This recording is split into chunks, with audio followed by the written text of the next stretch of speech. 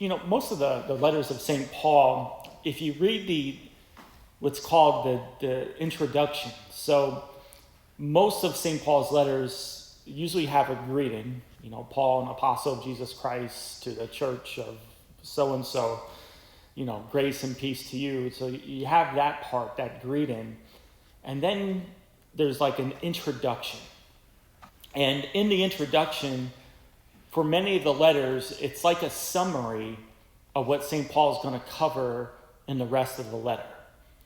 So this, we had it yesterday. We had the first part yesterday. And today we have the second part. The first part yesterday was more of like praise and thanksgiving to God. Today is more of a petition.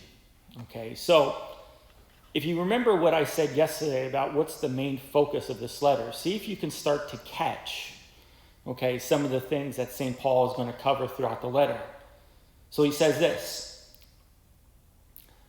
"From the day we heard about you, we do not cease praying for you and asking that you be filled with the knowledge of God's will through all spiritual wisdom and understanding."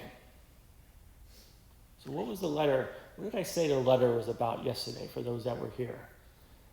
That one of the things that St. Paul is addressing is this false philosophy that's being passed along the people in Colossia, where this false philosophy says you need to have this secret, special revelation from these angels in order to get an insight into God's will.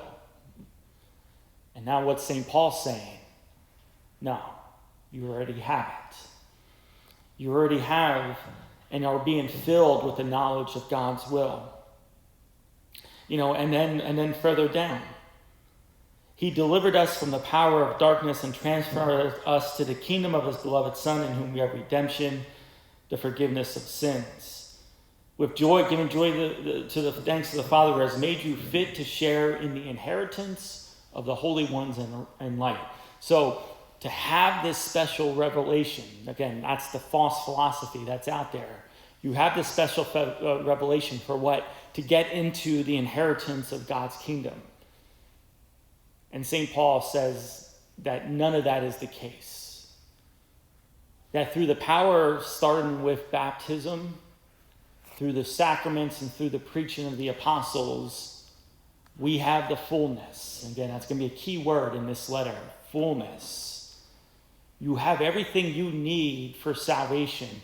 We have everything we need for salvation right here, especially in the Mass. There isn't anything else special that you have to do except to give yourselves over in worship to God.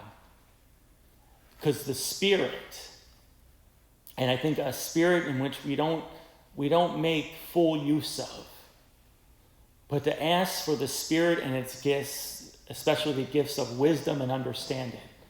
Because another thing is that when we have the wisdom, as St. Paul says in his introduction, we have to apply the wisdom to our everyday life, to live in a life that is worthy of Christ.